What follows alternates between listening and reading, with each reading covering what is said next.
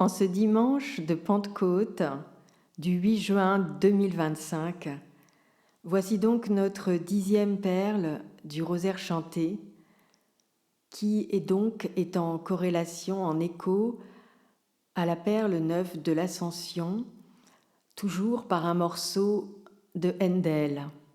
C'est un morceau qui est extrait de l'Aude pour l'anniversaire de la reine Anne et qui s'intitule Eternal Source of Light Divine.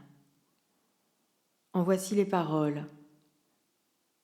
Source éternelle de lumière divine, répands tes rayons de chaleur redoublée et brille de ta gloire distinguée pour donner de l'éclat à ce jour.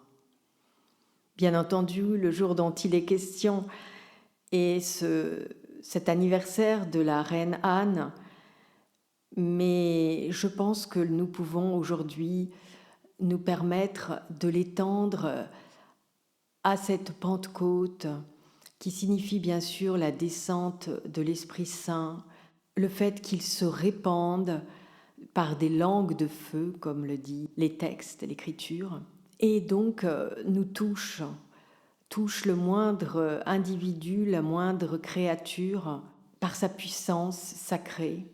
La lumière si intense, si redoublée d'intensité, comme il est écrit ici, ne peut bien sûr que à la fois nous porter comme une sève jaillissante intérieure, mais aussi éclairer, hélas, tous les recoins où il reste encore l'opprobre, la souillure, les vices, la complaisance ou tout simplement la paresse et le manque de courage.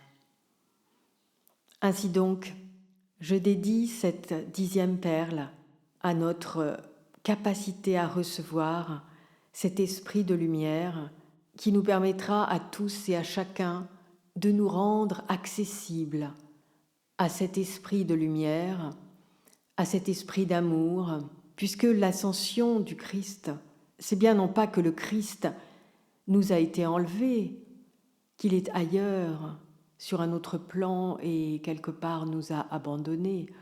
C'est bien au contraire parce qu'il nous est retiré que nous avons à le trouver en nous-mêmes.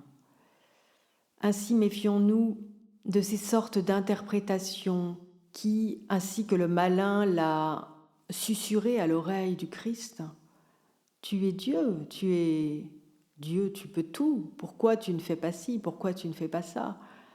Il s'agirait de débusquer aussi, plus encore que l'ombre, facile finalement à reconnaître, il s'agirait de débusquer la fausse lumière, celle qui mélange tout, celle qui noie le poisson, celle qui nous fait nous prendre pour Dieu lui-même.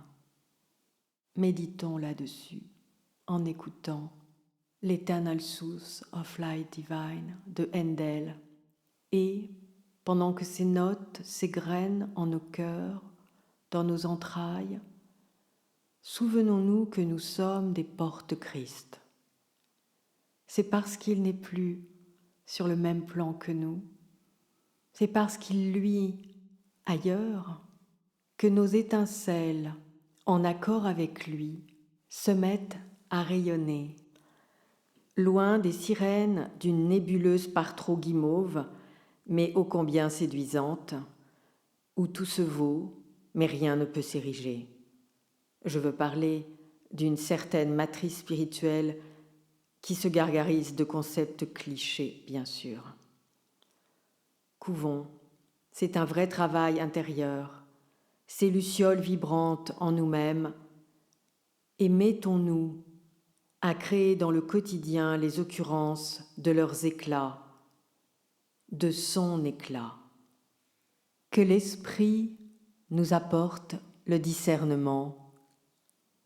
Ne nous trompons pas de source.